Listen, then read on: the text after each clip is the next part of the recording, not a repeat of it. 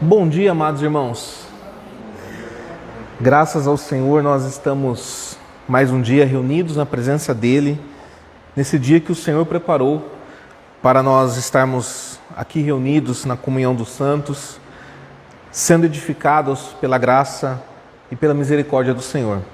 Eu os convido, em atendimento à convocação do Senhor para este culto, a leitura do Salmo 121.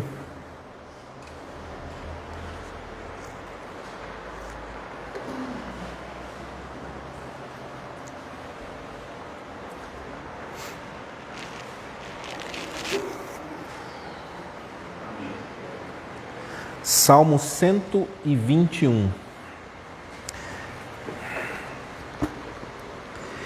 Elevo os olhos para os montes. De onde me virá o socorro? O meu socorro vem do Senhor, que fez o céu e a terra. Ele não permitirá que os teus pés vacilem, não dormitará aquele que te guarda. É certo que não dormita nem dorme o guarda de Israel. O Senhor é quem te guarda. O Senhor é a tua sombra à tua direita. De dia não te molestará o sol, nem de noite a lua. O Senhor te guardará de todo mal, guardará a tua alma. O Senhor guardará a tua saída e a tua entrada, desde agora e para sempre. Amém. Vamos nos colocar em pé, irmãos? Juntos louvaremos ao Senhor.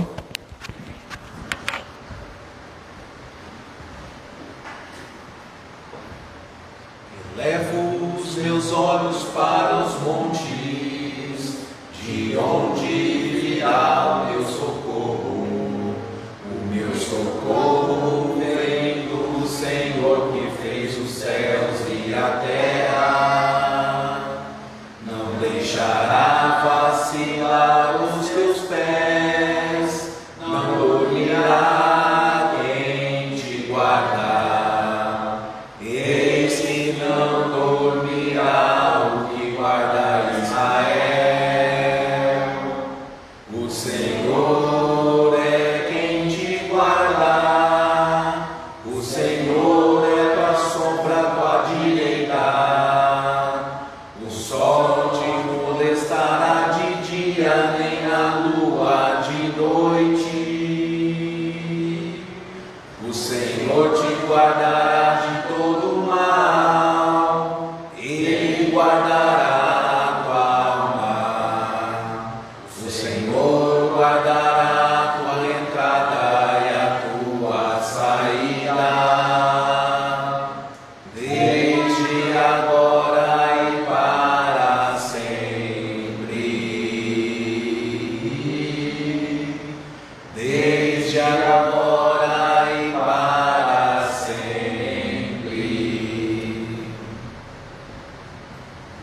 Amada congregação do nosso Senhor Jesus Cristo, onde está o nosso socorro? O nosso socorro está em o nome do Senhor, Criador dos céus e da terra. Graça e paz a vós outros, da parte daquele que é, que era e que há de vir, da parte dos 7 Espíritos que se acham diante do seu trono e da parte de Jesus Cristo, a fiel testemunha, o primogênito dos mortos e o soberano dos reis da terra. Amém.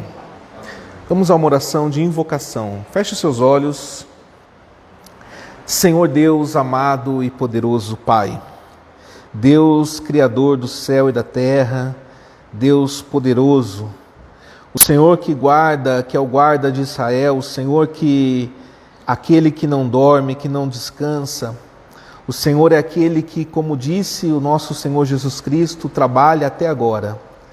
Deus, nós estamos diante do Senhor nesta manhã, em atendimento, ó Pai, à santa convocação do Senhor para este culto.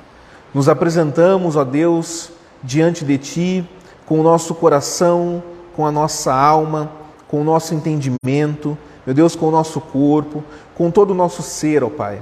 E pedimos que o Senhor aceite a nossa oração, que o Senhor aceite nesta manhã o nosso louvor, a nossa adoração, Senhor, e que possamos cultuar o Senhor em espírito e em verdade, que possamos te cultuar, meu Deus, te servir nesta manhã, meu Deus, com um culto racional e agradável, meu Deus, com um culto que te agrade, que seja de acordo com a tua vontade. Deus, nós pedimos nesta manhã humildemente que o Senhor aceite, ó Pai, a nossa vida diante do teu altar, que o Senhor aceite, meu Deus, as nossas orações e que o Senhor consagre, ó Deus, os atos deste culto que nós apresentamos ao Senhor. Nesta manhã, Deus, somente o Senhor, somente o teu Espírito Santo tem a liberdade neste lugar. Meu Deus, somente a sua voz será ouvida, somente o Senhor, ó Deus, falará e nós ouviremos. Meu Deus, e seremos edificados pela tua graça, pela tua palavra de vida. Deus, nós pedimos que o Senhor receba a nossa oração no nome santo e poderoso do teu amado Filho, o nosso Senhor e Salvador Jesus Cristo. Amém. Pode se sentar, irmãos. Graças a Deus, porque estamos reunidos diante do Senhor. Eu os convido para professarmos a nossa fé através do credo. Página 67.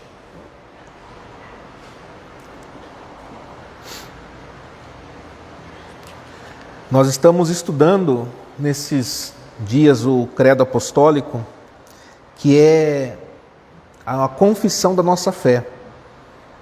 Hoje nós vamos estudar, no dia do Senhor 19, nós vamos estudar o artigo 6 e o artigo 7. Tá? Vamos lá. Creio em Deus Pai Todo-Poderoso, Criador do céu e da terra, e em Jesus Cristo, seu único Filho, nosso Senhor, que foi concebido pelo Espírito Santo, nasceu da Virgem Maria, padeceu sob Pôncio Pilatos, foi crucificado, morto e sepultado, desceu ao inferno.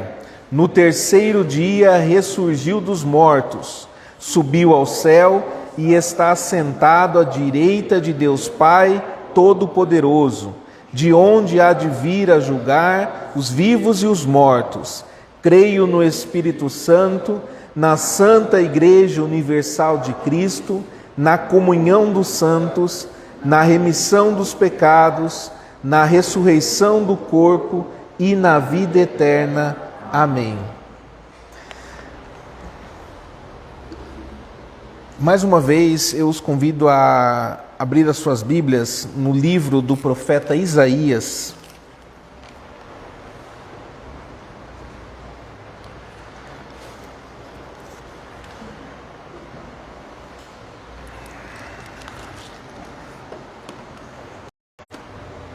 No livro do profeta Isaías, capítulo 53.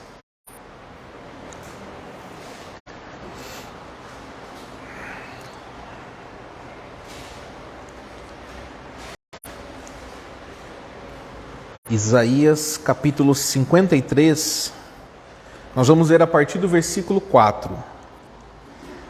Certamente Ele tomou sobre si as nossas enfermidades e as nossas dores levou sobre si. E nós o reputávamos por aflito, ferido de Deus e oprimido. Mas Ele foi traspassado pelas nossas transgressões e moído pelas nossas iniquidades.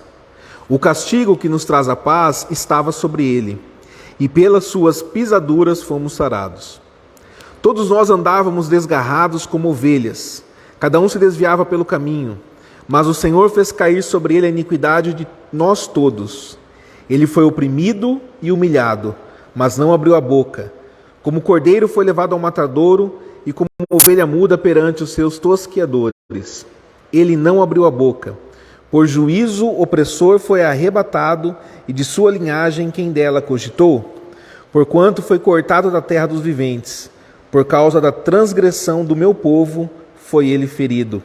Designaram-lhe a sepultura com os perversos, mas com o rico esteve na sua morte, posto que nunca fez injustiça, nem dolo algum se achou em sua boca.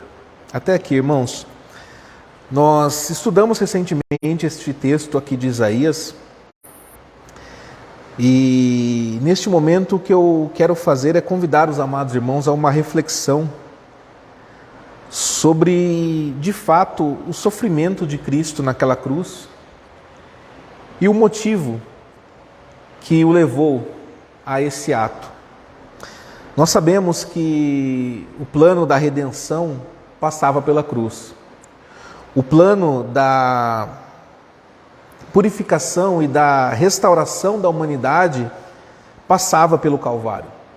Era necessário que Jesus Cristo, Deus, se fizesse homem e como homem suportasse o peso da ira de Deus, para que nós pecadores iníquos, nós pecadores, nós pessoas caídas, pessoas que não tinham absolutamente nada de bom, para que nós pudéssemos ser resgatados desse estado de miséria em que estávamos.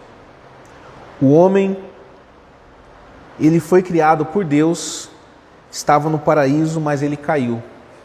Pelo pecado de Adão, a humanidade, ela se tornou pecadora. Mas pelo sangue do Senhor Jesus Cristo, nós somos justificados perante o Pai.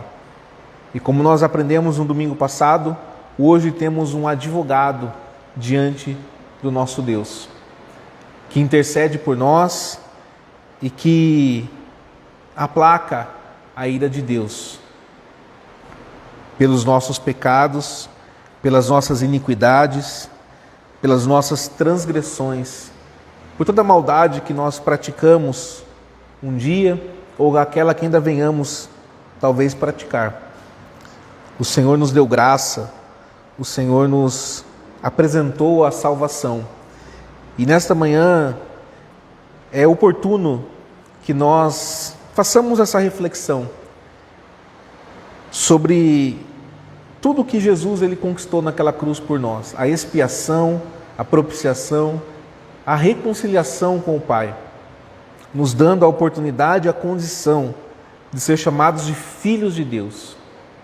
O homem que outrora era pecador, estava perdido, hoje ele pode ser chamado de filho do Deus Altíssimo. Então, que obra maravilhosa que o Senhor Jesus fez por nós, irmãos. Eu os convido nesse momento, se você verifica que há algum pecado não confessado, ou ainda, se você tem passado por situações de dificuldade, de tentação mesmo, vamos fazer um momento de oração e é oportuno que você fale com Deus nesse momento. Se precisa confessar algum pecado, confesse diante do Senhor, silenciosamente, peça perdão a Ele.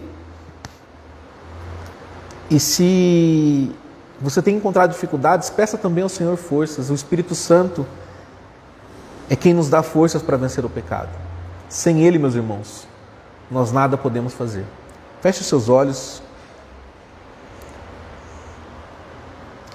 Com seu pensamento agora no Senhor, fale para Deus. Deus amado,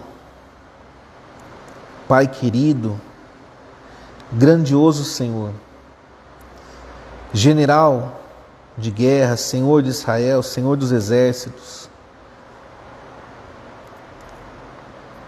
por tantos nomes o Senhor é conhecido, ó Deus.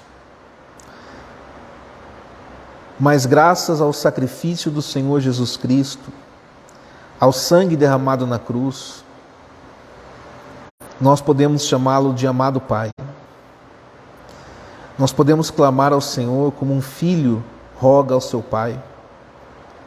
Dizer: Senhor, perdoa os nossos pecados. Pai, perdoa pelas vezes em que erramos, em que cometemos delitos contra a Tua lei santa, pelas vezes em que ofendemos a Tua santidade, por atitudes, palavras ou até mesmo pensamentos, Senhor. Pensamentos que às vezes alimentamos dentro do nosso coração. Perdoa-nos pela cobiça, que muitas vezes está presente na nossa vida, Senhor. É a partir da cobiça que os outros pecados eles vão ganhando força e acabam sendo consumados. Rogamos, ó Deus, pela Tua misericórdia, Senhor. Rogamos que o Senhor nos ajude, que através do Teu Espírito Santo nós sejamos fortalecidos.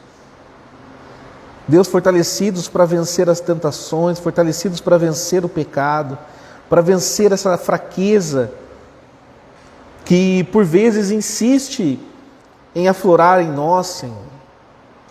Nos perdoa pelas vezes em que nos iramos, pelas vezes em que falamos, pelas vezes em que agimos, Senhor, contra a Tua palavra, nos esquecendo dos Teus benefícios, dos Teus mandamentos, da Tua lei, por vezes esquecendo, Senhor, de tudo aquilo que o Senhor faz por nós, a grande obra da provisão presente em nossas vidas todos os dias. Nos perdoa pelas vezes em que, Senhor, fomos relapsos com a nossa vida de oração, com a nossa vida devocional, Senhor, nossos momentos de leitura da Tua palavra, de estudo. Nos perdoa, Senhor, por vezes deixarmos as preocupações da vida falarem mais alto em nosso coração. Nos perdoa, Senhor, por vezes deixarmos os problemas, as aflições deste mundo vil falarem mais alto do que a Tua santa e doce palavra, Senhor. A Tua palavra, ela é vida. A Tua palavra, Senhor, ela é luz. A Tua palavra é alimento. E que nós possamos viver, Senhor, sobre essa palavra. Que nós possamos todos os dias, Deus, ser achados diante do Senhor, em espírito e em verdade, Te rendendo gratidão, Te rendendo, Senhor, louvor, Te agradecendo e perseverando, Senhor, na fé. Porque, Deus, é isso o que o Senhor procura em nós. Um coração segundo o Teu coração. Um coração voltado para o Senhor, para a Tua justiça e para a Tua palavra. Deus, nós somos gratos ao Senhor por essa obra.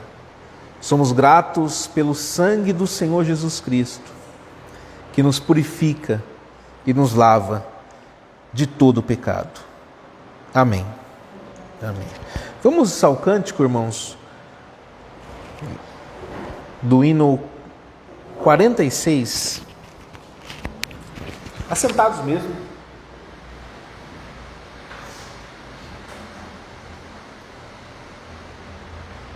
Eu perdido pecador, longe do meu Jesus, já me achava sem vigor, a perecer sem luz. Meu estado Cristo viu, dando-me sua mão, e salvar-me conseguiu da perdição. Cristo me amou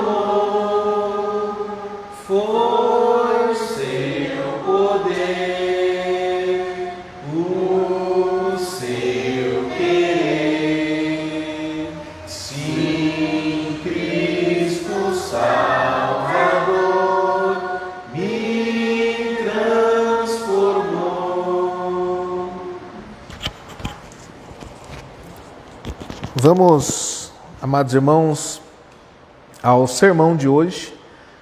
O sermão é de autoria do pastor Kenneth Wuisk, como o sermão do domingo passado, na verdade dando continuação ao dia do Senhor 19 agora.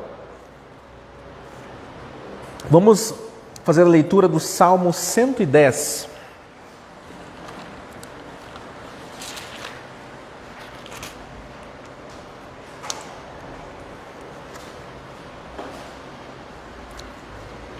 Salmo 110.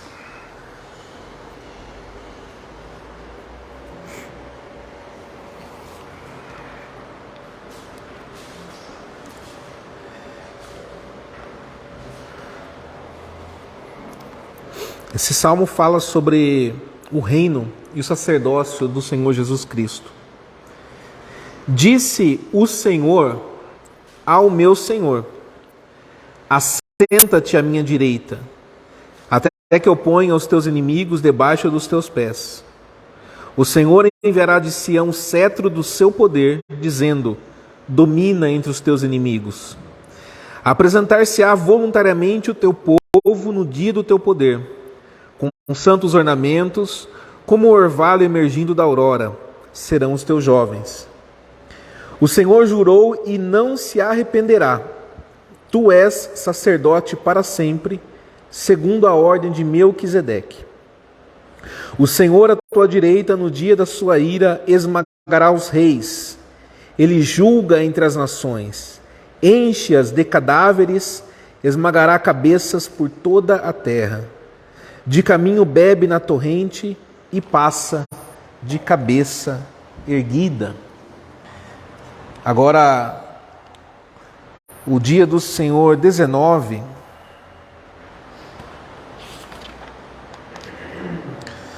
nós vamos ver as perguntas e respostas 50, 51 e 52.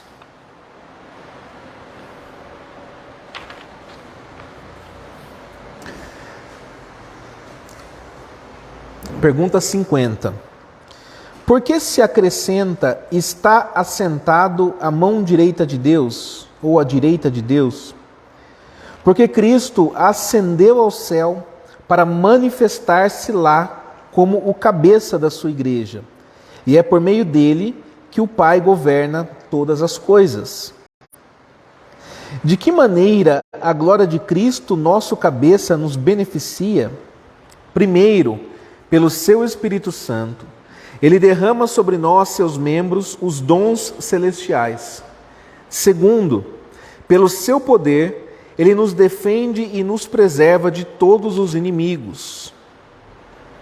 Que consolo lhe dá o fato de que Cristo há de vir para julgar os vivos e os mortos?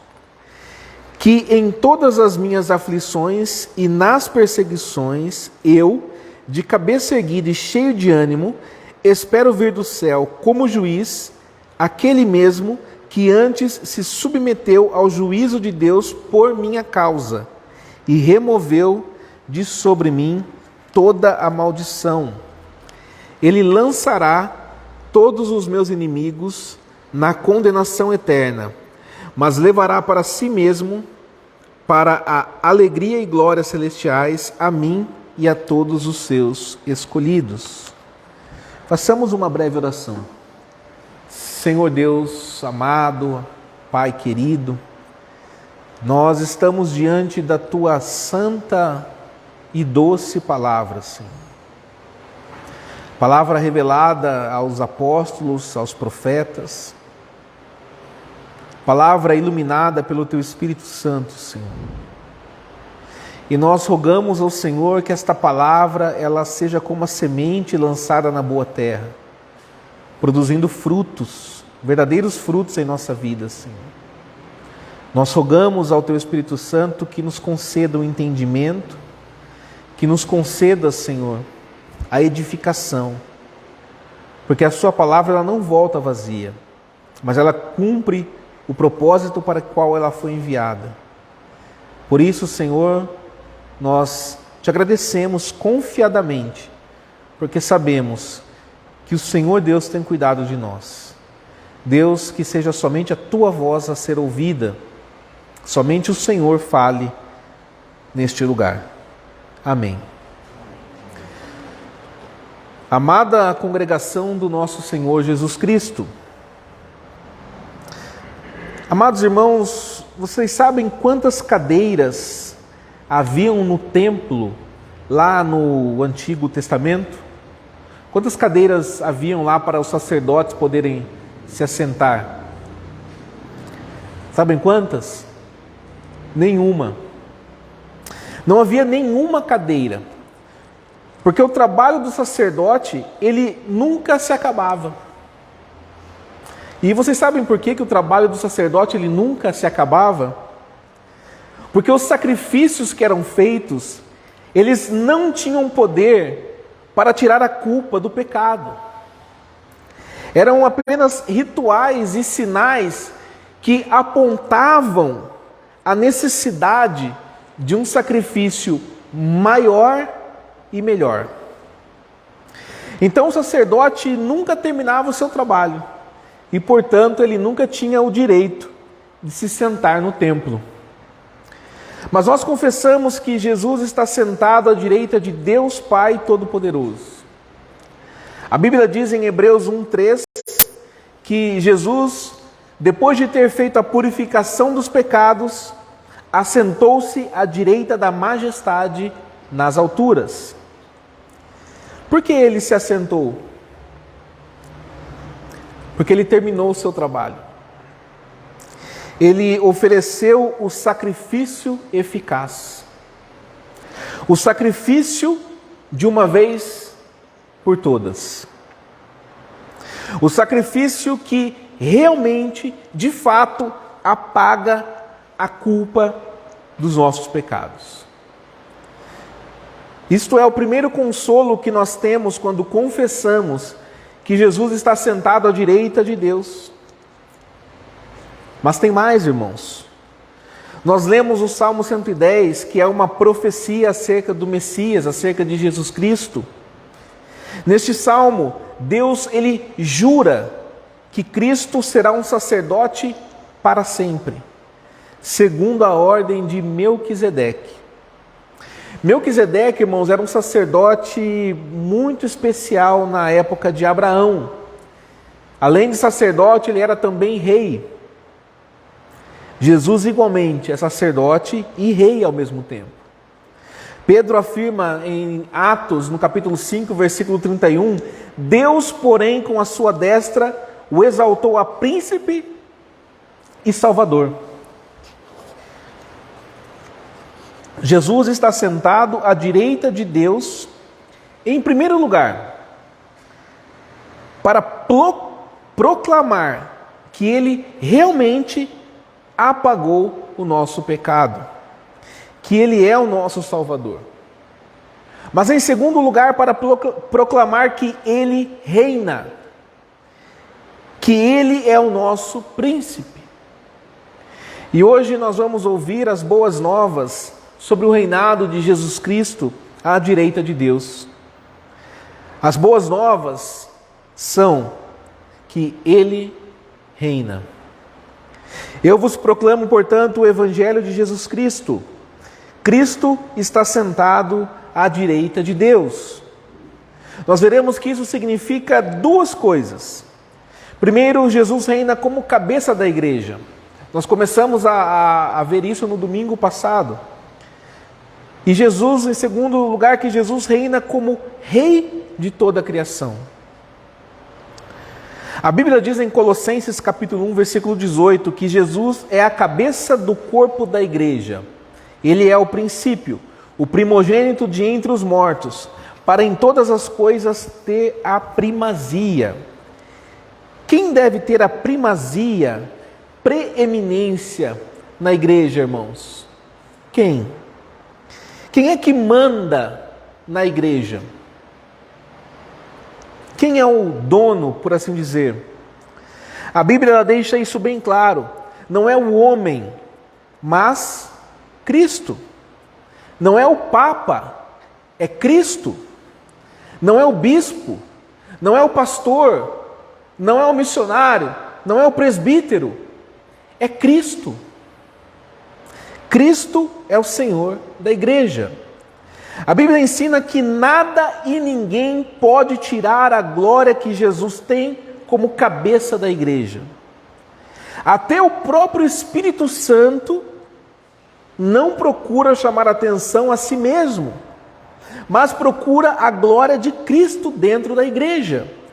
Em João 16, versículo 14, Jesus diz acerca do Espírito Santo: Ele me glorificará, porque há de receber do que é meu, e vou-lo-á de anunciar.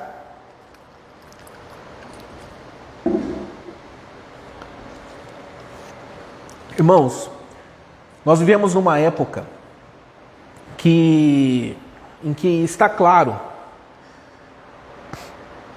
que o ensino bíblico tem sido desprezado e rejeitado. Os papistas colocam um homem, como cabeça da igreja no lugar de Cristo. A chamada igreja evangélica, como sempre, ela se esforça para ser um reflexo, para ser parecida com a igreja de Roma. Nós estamos cercados por milhares de igrejas no nosso país. Igrejas que estão debaixo de hierarquias governadas por homens, com títulos de apóstolos, bispos, moderadores, presidentes. Como sempre, irmãos, nós vamos ver aqui que o nosso catecismo, ele não quer saber de teologia seca. O nosso catecismo, ele só quer ecoar as palavras da vida, o ensino das Sagradas Escrituras. Toda doutrina na palavra de Deus é importante para a nossa vida. Então o catecismo, ele pergunta: que importância tem para nós essa glória de Cristo, nosso cabeça? A resposta diz, em primeiro lugar, por seu Espírito Santo, ele derrama sobre nós, seus membros, os dons celestiais. Vocês se lembram que quando Jesus ele foi exaltado ao céu, ele voltou para o céu como um general vitorioso. Antigamente o general vitorioso, quando ele voltava, tirando das riquezas que ele tinha ganho na guerra, ele voltava dando presentes aos súditos. Assim diz Paulo na carta aos Efésios, capítulo 4, versículo 8. Jesus Cristo, quando ele subiu às alturas, concedeu dons aos homens. Quais são os dons que Jesus derrama sobre nós, sobre a sua igreja? Em primeiro lugar, o maior dom que Jesus nos mandou é o seu próprio Espírito. Jesus foi exaltado à direita de Deus para ser cabeça da igreja. E exatamente porque ele reina, ele recebeu o direito de derramar o seu Espírito sobre a igreja. É isto que Pedro fala no dia de Pentecostes, lá em Atos capítulo 2, versículo 33. Exaltado, pois, à destra de Deus, tendo recebido do Pai a promessa do Espírito Santo, derramou isto que vedes e ouvis. O segundo grande dom que Jesus mandou é a sua palavra. O primeiro grande dom é o Espírito Santo que ele derrama sobre a igreja, e o segundo dom é a palavra. Conforme as promessas de Jesus, o Espírito Santo ele veio para lembrar aos apóstolos as palavras de Jesus. Ele veio inspirar os apóstolos. Ele inspirou os apóstolos para escreverem fielmente as coisas que eles tinham visto e aprendido de Jesus. Irmãos, vocês já viram um prédio sendo construído? Uma casa, uma parede muito alta? Ela vai sendo construída, ela precisa que vá sendo feito andaimes, até que termine o processo de fazer aquela estrutura. Assim, o Espírito Santo ele usou manifestações especiais durante aquele período em que a Bíblia ela ainda não estava completa, ela estava sendo escrita pelos apóstolos. Hoje, porém, ele age por meio da palavra viva de Deus. Esses dons, manifestações especiais que nós vemos acontecendo no Novo Testamento, principalmente no livro de Atos, são manifestações que eram feitas para suportar ali o início da igreja, para que a igreja pudesse ser edificada, fundamentada na palavra de Deus, enquanto a palavra de Deus ainda estava sendo produzida, escrita. O terceiro grande dom que Jesus derrama sobre a sua igreja são os ofícios. É importante percebermos que Paulo, na carta aos Efésios, capítulo 4, do versículo 11 em diante, quando ele fala sobre os dons que Jesus derrama sobre a igreja, ele fala sobre os ofícios de ensino. Ele não fala sobre aquelas manifestações especiais. E por que não? Porque aquelas manifestações foram temporárias.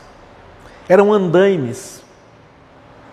Em Efésios 4 vemos o dom do ensino, que é permanente na igreja. Isso, irmãos, é muito importante. Importantíssimo. Jesus, por meio do seu Espírito, ele chama oficiais para cuidarem do seu rebanho. Os presbíteros, os pastores, os diáconos.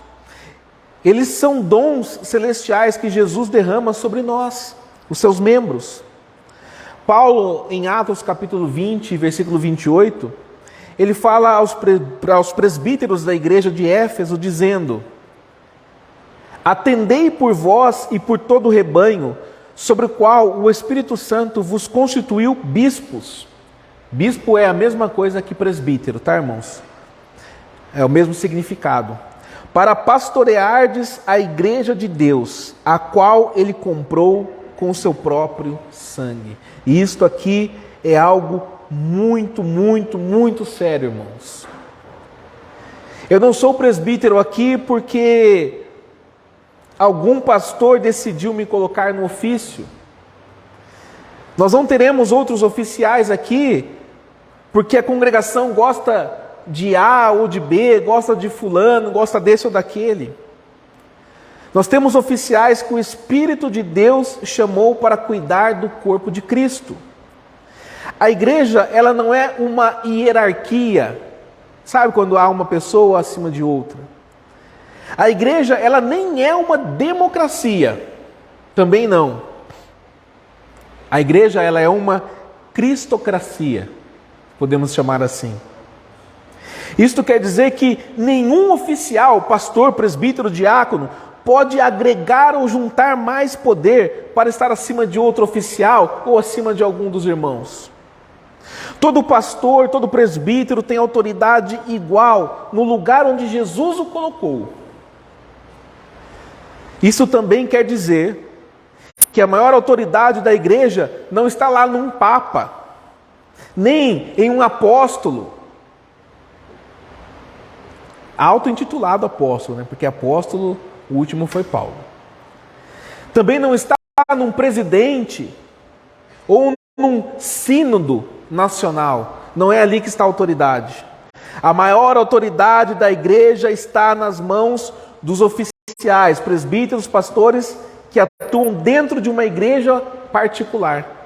Na igreja de Indaiatuba, Cristo colocou e colocará presbíteros e pastores que têm autoridade diretamente de Jesus Cristo para governar a igreja local. Nas demais igrejas irmãs, Cristo colocou presbíteros e pastores que têm autoridade diretamente de Jesus Cristo para governar aquelas igrejas. Por isso que o conselho de uma igreja particular tem mais autoridade naquela igreja do que qualquer concílio regional ou nacional. Isso significa, irmãos, que devemos respeitar e apoiar os oficiais da igreja.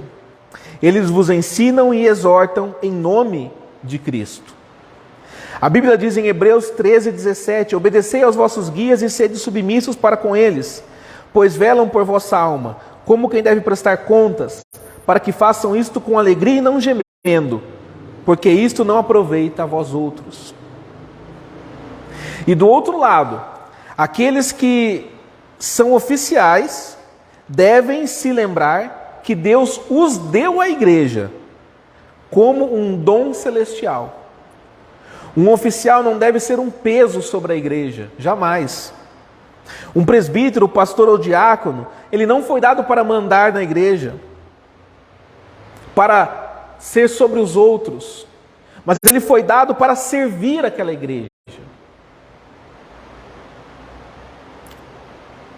O dom de Deus é esse. Ele dá o oficial para aquela igreja para que aquele oficial sirva aquela igreja e não o contrário. O apóstolo Paulo, ele deixa bem claro como os oficiais devem servir a igreja, principalmente no ensino. Em Efésios capítulo 4, Paulo diz que Deus deu os ofícios à igreja para ensinar. O ensino dos oficiais tem apenas um único alvo: a edificação da igreja, do corpo. Paulo diz claramente que a igreja está sendo edificada quando os membros estão crescendo no conhecimento do Filho de Deus. E quando este conhecimento está produzindo frutos numa vida cristã, madura e santa. E sabe quando isso acontece?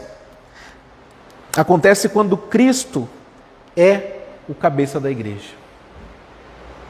A igreja é edificada, produz frutos, as vidas produzem frutos quando Cristo é o cabeça daquela igreja.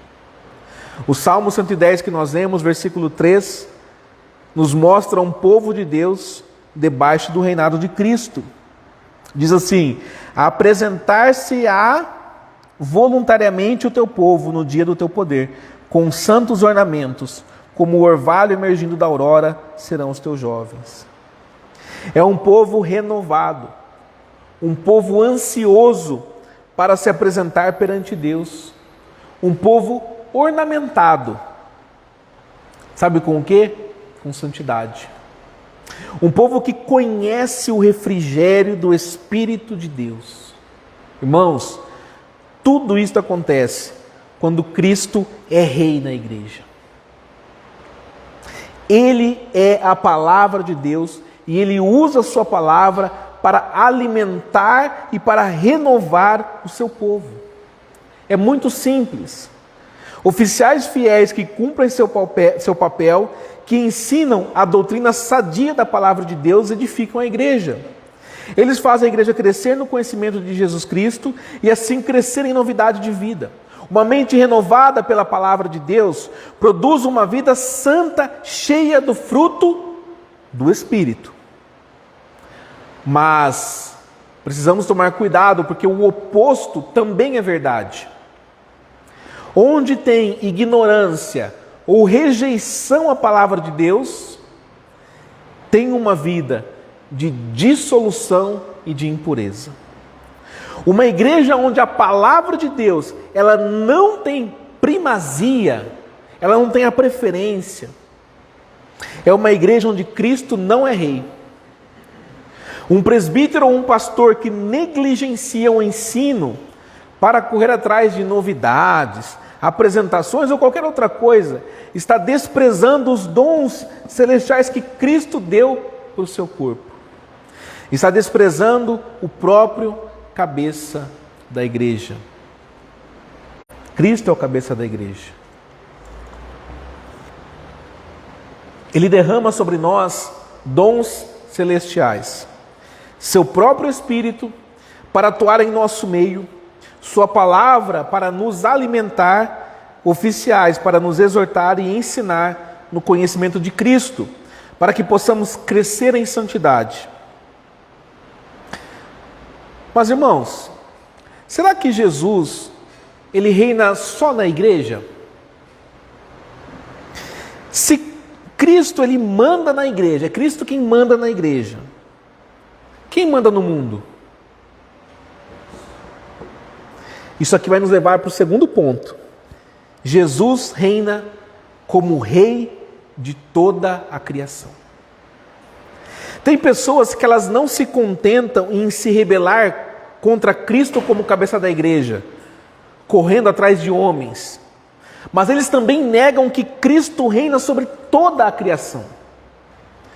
O nosso país, irmãos, é um país cheio de superstição, é ou não é? Uma das piores superstições que nós enfrentamos é a falsa ideia de que Cristo não é supremo rei de toda a criação. E essa é uma ideia presente em todo lugar.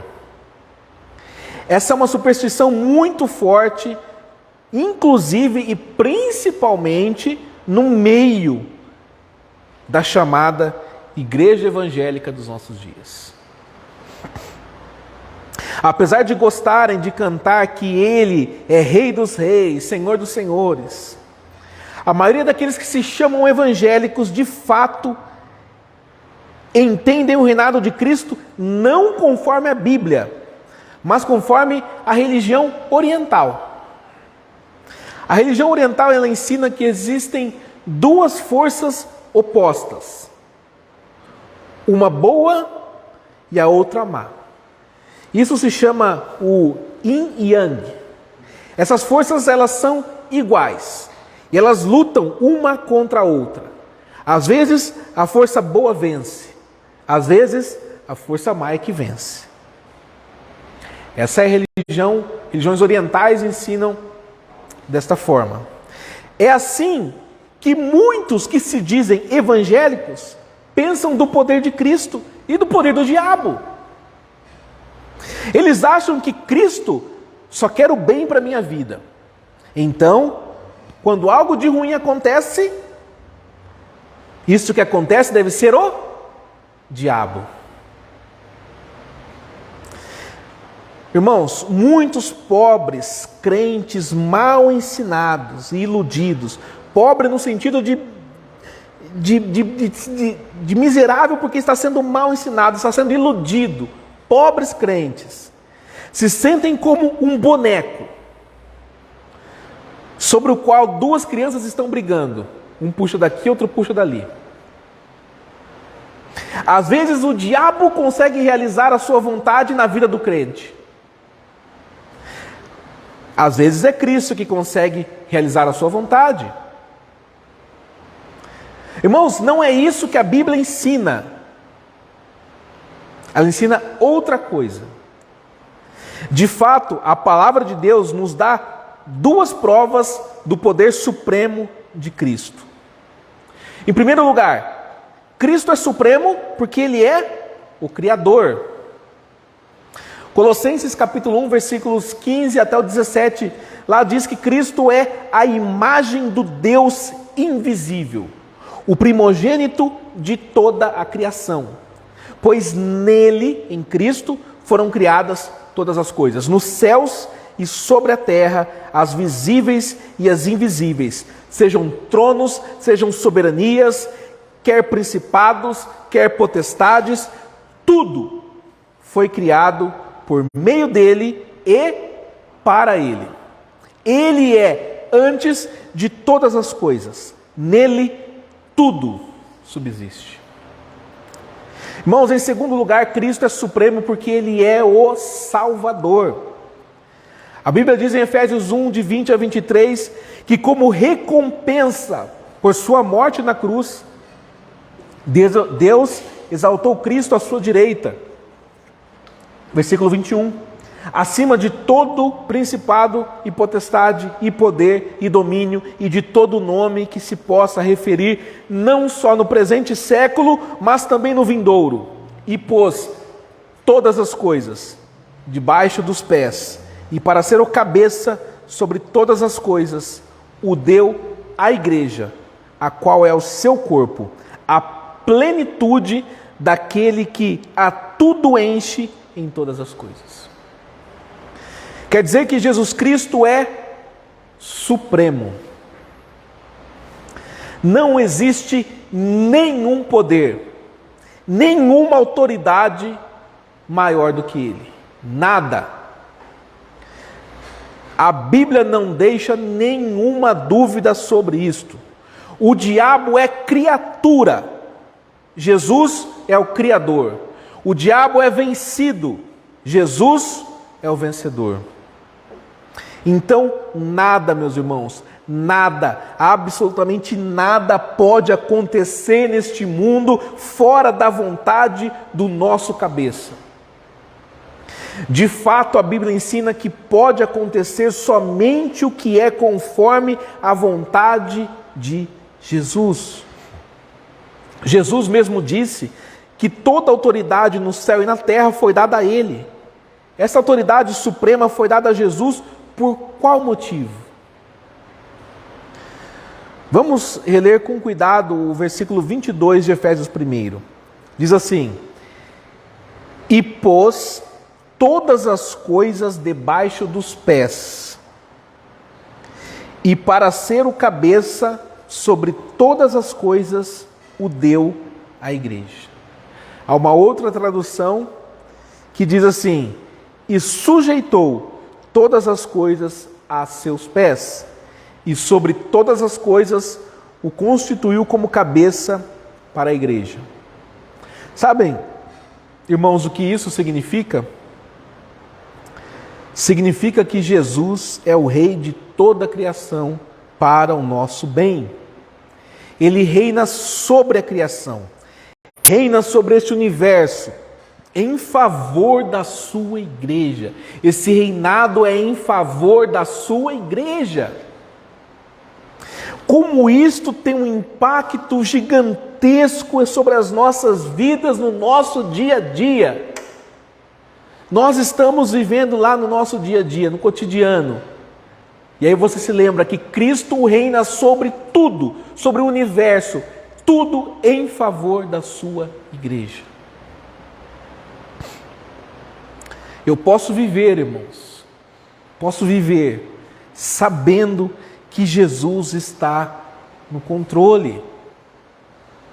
Ele reina na minha vida, na vida do nosso país, na vida deste mundo. Ele reina em todo o universo.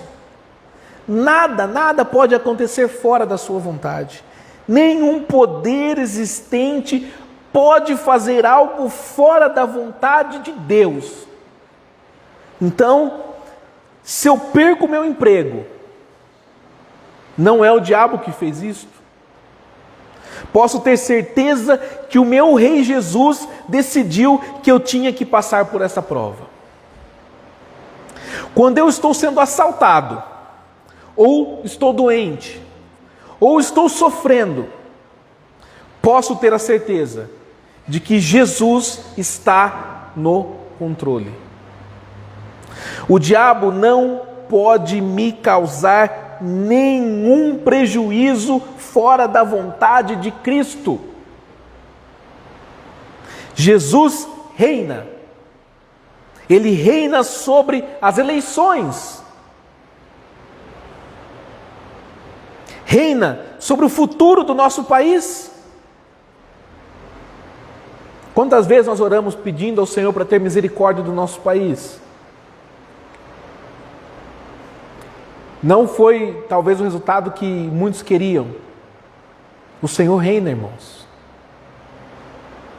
Ele reina sobre este mundo. Ele reina sobre os governos de todos os países. Ele controla toda a história por um só fim. É um só objetivo. Tudo o que acontece neste mundo, neste universo, tem um objetivo.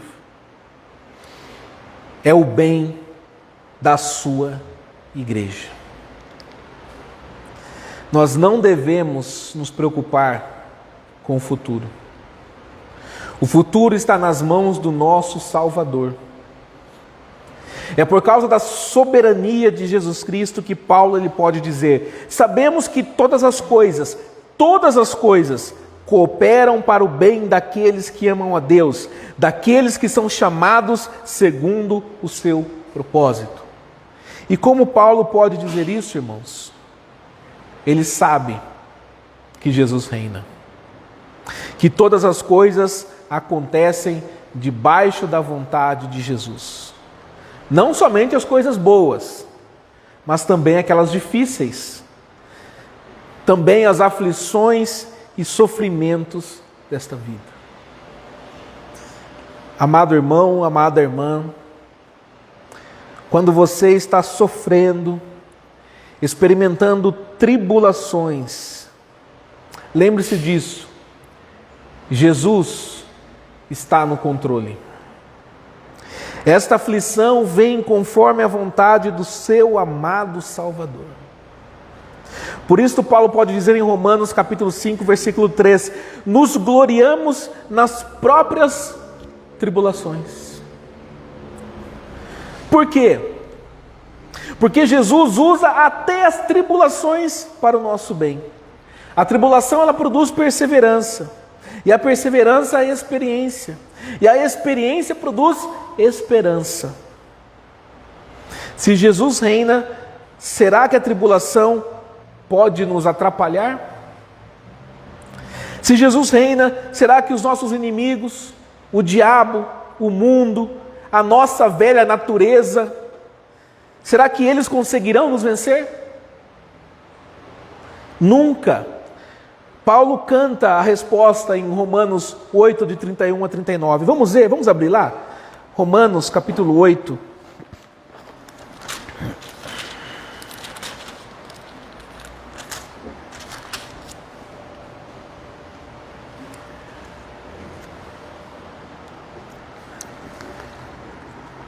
Romanos capítulo 8.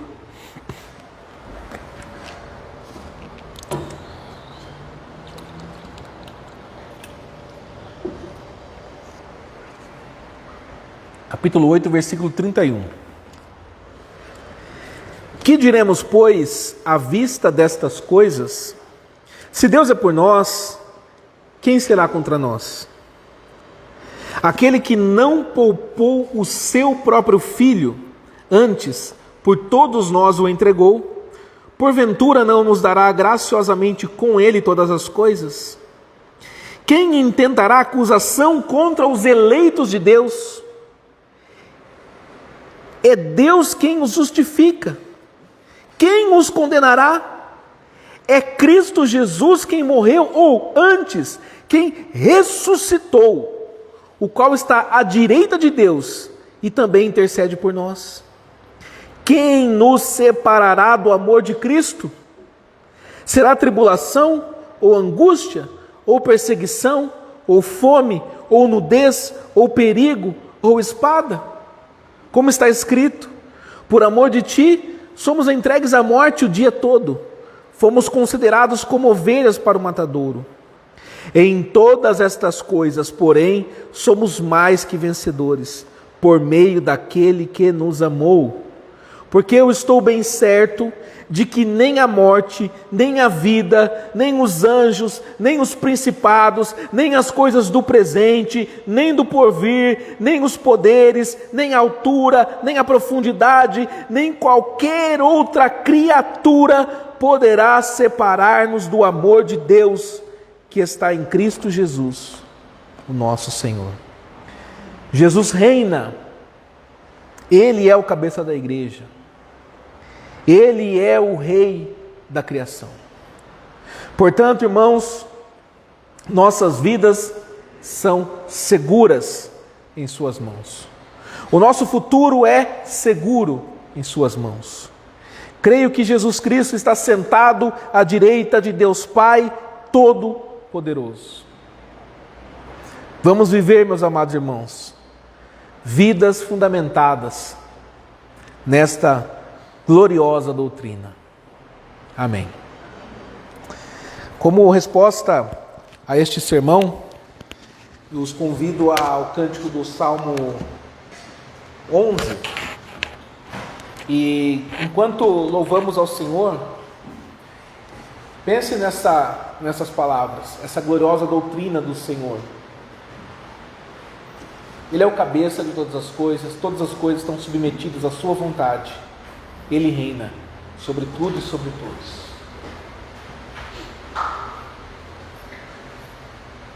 Meu refúgio está em Deus, como podes me dizer, qual ave foge ao monte seu, assim fujas também.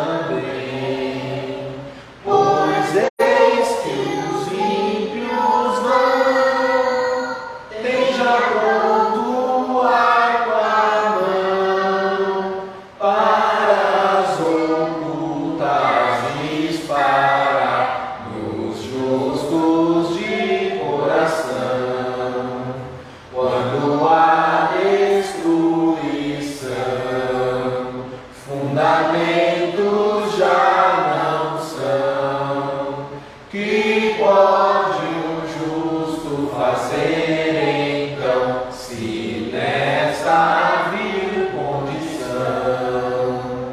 No templo está o Senhor, tem os céus no trono seu, seus olhos sondam com atenção, os filhos dos homens veem, e ao justo aprova Deus, mas odeia ao homem mau, e aquele que violência faz, Deus o abomina já.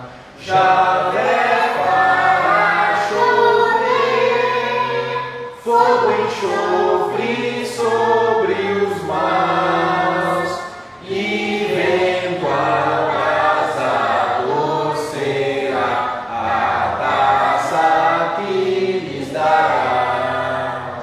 Pois justo é o Senhor, Ele ama a retidão, e cada um que justo for, a face lhe verá. Pois justo é o Senhor, Ele ama a retidão, e cada um que justo for, a face lhe verá. Amém. Vamos nos colocar em pé, irmãos. Nós vamos à oração de encerramento. Após a oração, eu farei a leitura da bênção. E depois estará encerrado o culto, mas eu convido os irmãos a continuarem sentados, porque eu tenho alguns recados, tá bom? Vamos fechar os nossos olhos. Senhor Deus, Criador, Deus que tem todas as coisas debaixo do seu controle absoluto. Deus, nós podemos ter o consolo, Pai, de que o nosso Senhor e Salvador está à direita do teu santo trono, para interceder por nós, para ser o cabeça da igreja, para ser o Senhor da igreja e o Senhor de toda a criação, o Rei de todas as coisas. Deus, nós submetemos-nos debaixo da tua poderosa mão, debaixo da tua vontade. Sabemos que o fim de todas as coisas é proveitoso e que o Senhor, Deus, visa sempre o bem da tua igreja. Pai, nós não entendemos as dificuldades, as lutas, as aflições pelas quais passamos, mas nós sabemos que o Senhor em tudo está conosco. Em todo tempo, o Senhor jamais nos abandonou e jamais nos abandonará. Senhor, nós podemos estar seguros, porque Cristo nos tem como corpo, Cristo nos tem debaixo das suas mãos, Cristo nos tem debaixo da sua autoridade.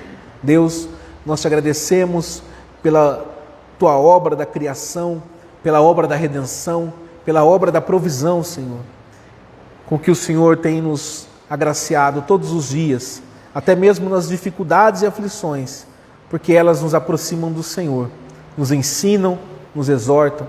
Deus, nós te louvamos de todo o nosso coração, por cada bênção, por cada maravilha que o Senhor tem feito, Pai, por nós, também pelas dificuldades. Deus, pedimos que o Senhor abençoe, Pai, pedimos humildemente que o Senhor abençoe os nossos irmãos que aqui não estão, que estão viajando, que não puderam estar aqui hoje. Meu Deus, que onde eles estiverem reunidos no Teu nome, que ali o Senhor os alcance também para os abençoar. Deus, abençoe a Tua igreja no Brasil, abençoe a igreja fiel, Senhor, dando condições para que ela proclame o Evangelho cada vez mais alto e mais firme, Senhor. Que não sejamos confundidos, mas que sejamos achados, ó Deus, diante do Senhor. Não permita que a Tua igreja pereça, Deus. Nos mantenha, Senhor, como remanescente fiel de Israel. Deus, debaixo da Tua santidade, debaixo da Tua palavra, debaixo da Tua doutrina. Nós pedimos também, Senhor, por esse país, por essa cidade. Realiza a Tua vontade, Senhor. Tem misericórdia do Teu povo. Tem misericórdia do aflito. Estende a mão, Senhor, àqueles que estão necessitados, sendo tentados, sendo oprimidos. Deus abençoe e ajuda aqueles que estão sendo perseguidos por amor de Teu nome nesse mundo. Deus, nós sabemos que há pessoas perseguidas, que eles tenham refrigério e fortaleza do Senhor. Que eles permaneçam fiéis, Senhor, até o final, assim como nós. Que mesmo diante das lutas e dificuldades, permaneçamos fiéis diante do Senhor, ó Deus. Pai, pedimos que o Senhor abençoe a nossa semana, nos guie, nos dirige por esses dias, que possamos permanecer, Senhor, conectados ao Senhor, ligados, Deus, em espírito e em verdade. Deus, que possamos permanecer em fidelidade ao Senhor. É o que nós te pedimos e agradecemos, no nome santo e poderoso do Teu amado Filho, o nosso Senhor e Salvador, Jesus Cristo. Amém. O Senhor te abençoe e te guarde. O Senhor faça resplandecer o seu rosto sobre ti e tenha misericórdia de ti. O Senhor levante sobre ti o seu rosto e te dê a paz. Amém. Amém, irmãos? Está encerrado.